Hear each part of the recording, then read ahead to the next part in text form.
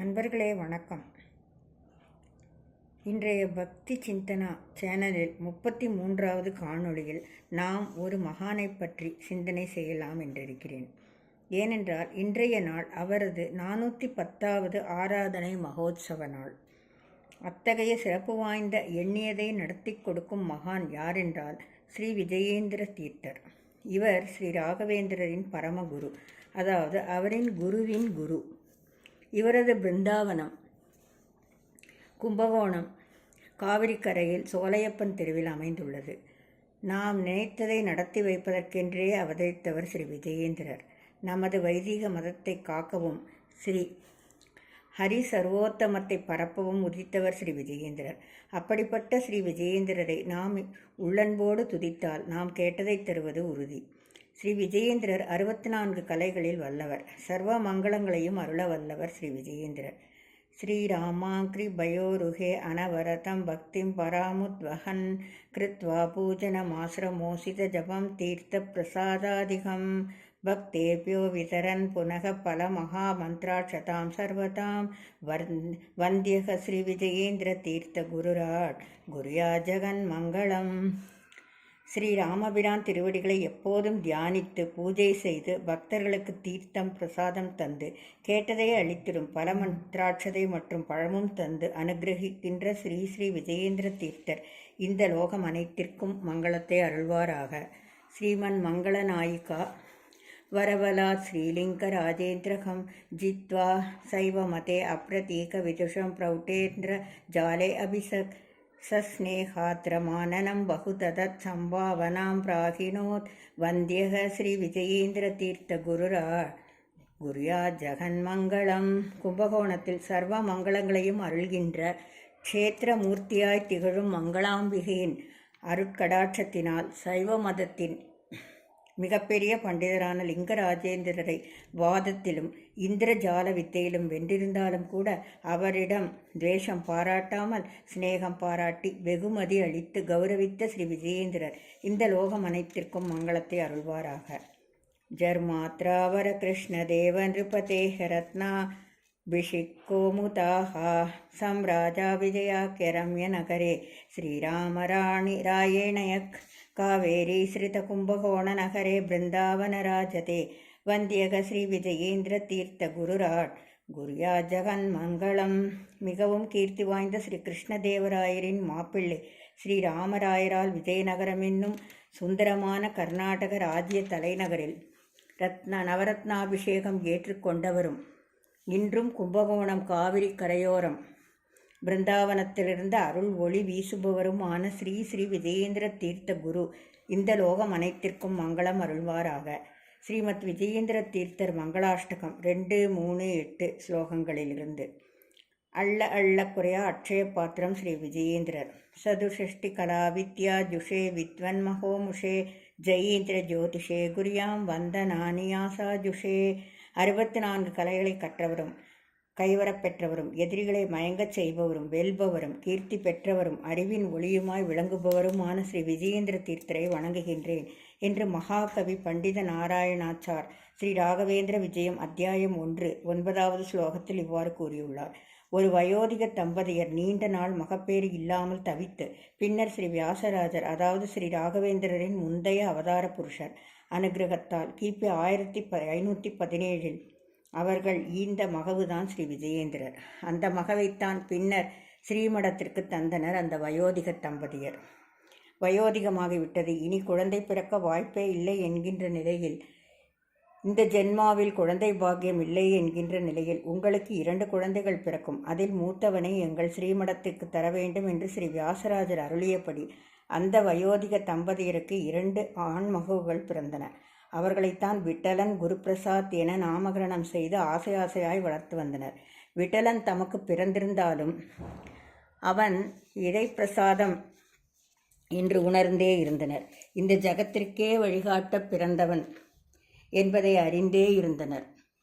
ஆனாலும் கூட புத்திரபாசம் அவ்வப்போது அவர்களையும் அலைக்கழித்துத்தான் வந்தது. தெய்வ அனுகிரகத்தினாலும் குருவின் அருளாலும் பிறந்தவர்கள் என்பதனாலேயே தம் மக்களுக்கும் விட்டலன் குருபிரசாத் என பெயர் சூட்டியிருந்தனர். அதற்கேற்ப விட்டலனும் சிறு மகவாய் இருந்த போதிலிருந்தே ஒவ்வொரு செயலிலும் தாம் ஒரு அவதார குழந்தை என்பதையே நினைவூட்டினான். ஸ்ரீ ஸ்ரீ வியாசராஜ சுவாமிகள் முன்னரே சொன்னபடி விட்டலனை அவனுடைய 7வது வயதில் ஸ்ரீமடத்திற்கு பெற்றுக்கொண்டார். பின்னர் சில நாட்களில் விட்டலனுக்கு அவனுடைய பெற்றோர்களை அழைத்து உபநயனம் செய்து வைத்தார் ஸ்ரீ வியாசராஜர். உபநயனம் முடித்த சில நாட்களில் விட்டலனுக்கு கிபி 1525 1526 அவனது 8வது வயதில் சந்நியாச தீட்சை அளித்து விஷ்ணு தீர்த்தர் என்னும் நாமத்தை அளித்தார். பின்னர் ஸ்ரீ சுரேந்திரர், அதாவது விபுதேந்திர மடம் என்று முன்பு அழைக்கப்பட்ட ஸ்ரீ ராகவேந்திர மடத்தில் பீடாதிபதியாய் இருந்தார். அவர் விட்டலன் என்கிற விஷ்ணு தீர்த்தரை தமது மடத்திற்கு தானமாக கேட்டார்.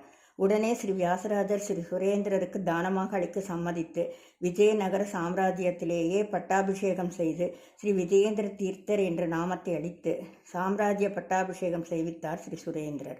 விட்டலனாக ஸ்ரீ விஷ்ணு தீர்த்தராக ஸ்ரீ விஜயேந்திரராக ஒவ்வொரு கட்டத்திலும் அவர் புரிந்து வந்த மகாத்மியங்கள் அநேகம். ஸ்ரீ விஜயேந்திரரை திடமாக நம்பி ஒரு செயலில் இறங்கினால் அதில் ஜெயமின்றி வேறில்லை என்பதை நிரூபிக்க பல நிகழ்வுகள் நடந்து கொண்டுதான் இருக்கின்றன. நாம் ஒன்று நினைக்க நமக்கு அமையும் வாழ்க்கை சில சமயம் வேறாகி விடுகிறது என்பது நிதர்சனமான உண்மை.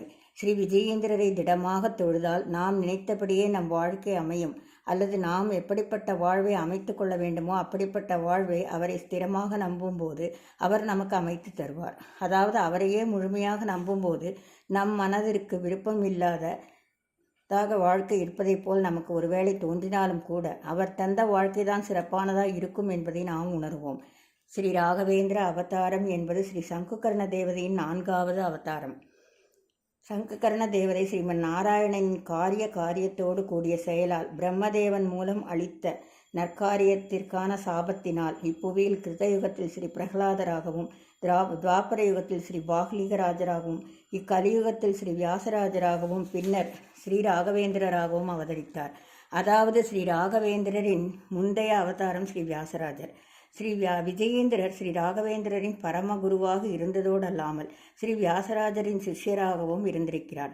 ஸ்ரீ வியாசராஜரின் சிஷ்யர் ஸ்ரீ விஜயேந்திரர், ஸ்ரீ விஜயேந்திரரின் சிஷ்யர் ஸ்ரீ சுதீந்திரர், ஸ்ரீ சுதீந்திரன் சிஷ்யர் ஸ்ரீ ராகவேந்திரர். அதாவது ஸ்ரீ ராகவேந்திரருக்கு யார் பரமகுருவோ அந்த விஜயேந்திரருக்கு ஸ்ரீ ராகவேந்திரரே, அதாவது ஸ்ரீ வியாசராஜரே குருவாக இருந்திருக்கிறார். இன்னொரு வகையில் சொல்லப்போனால் ஸ்ரீ வியாசராஜருக்கு யார் சிஷ்யராக இருந்தாரோ அந்த விஜயேந்திரரே ஸ்ரீ வியாசராஜரின் அடுத்த பிறவியான ஸ்ரீ ராகவேந்திரருக்கு பரமகுருவாக விளங்கினார் என்றும் சொல்லலாம். இன்று அகிலமெல்லாம் போற்றி புகழும் குருவாக வணங்கப்பெறும் குருவாக இருந்து வரும் ஸ்ரீ ஸ்ரீ ராகவேந்திர சுவாமிகளின் 2 அவதாரங்களைக் கண்ட மகாபுருஷராக விளங்குபவர் ஸ்ரீ விஜயேந்திரர்.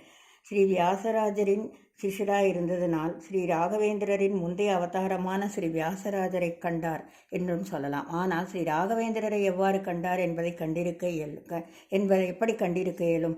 வித்யா மடம் அல்லது பூர்வாதி மடத்தின் பீடாதிபதிகளாய் ஸ்ரீ விஜயேந்திரர் வீற்றிருந்த காலம் மிகவும் வயோதிக கோலம். சுமார் 97 வயது நிறைந்த ஸ்ரீ விஜயேந்திரர் அவரது சிஷ்யரான ஸ்ரீ சுதீந்திரரோடு ஸ்ரீராம நவராத்திரி உற்சவ பூஜையில் அமர்ந்திருந்த நேரம். அப்போது அந்த பூஜைக்கு வந்திருந்தவர்களை ஏறிட்ட ஸ்ரீ விஜயேந்திரருக்கு ஆனந்தம் தாங்கவில்லை. அவர் யாரை எதிர்பார்த்திருந்தாரோ, யார் வரவேண்டும் என்று காத்திருந்தாரோ, இங்கு வருவதற்கான ஒரு ஆத்ம தூண்டுதலை யாருக்கு கொடுத்திருந்தாரோ அவர் வந்திருப்பதைக் கண்டு மனதிற்குள் ஸ்ரீ மூலராமருக்கு வந்தனம் செய்து கொண்டு அந்த சிறுவனை பார்த்து பூரித்து கொண்டிருந்தார் ஸ்ரீ விஜயேந்திரர். இதை கவனித்த ஸ்ரீ சுதீந்திரருக்கு அதற்கான காரணத்தை, தனது குருவின் முகத்தில் தோன்றும் அதீத சந்தோஷ பாவத்திற்கான காரணத்தை அறியும் ஆவல் மேலிட்டது. அவ்வப்போது கண்களில் ஆனந்த பாஷ்யம் பொங்க தனக்குத்தானே நகைத்து கொண்ட ஸ்ரீ விஜயேந்திரரை நோக்கிய ஸ்ரீ சுதீந்திரரிடம், என் செயலை பார்த்து ஆச்சரியமாயிருக்கிறதா என்றார் ஸ்ரீ விஜயேந்திரர். ஆம் சுவாமி, இது ஒரு பிரம்ம ரகசியம், தேவ ரகசியம். அதை இப்போது உமக்கு சொல்லப் போகிறேன். சொல்லுங்கள் சுவாமி. எனது குருநாதர் ஸ்ரீ வியாசராஜர் சுமார் 80 ஆண்டுகளுக்கு முன் என்னிடம் கூறியதை கூறப்போகிறேன். கூறுங்கள் சுவாமி. விஜயேந்திரா, எனக்கு இன்னும் ஒரு ஜென்மம் பாக்கி இருக்கிறது.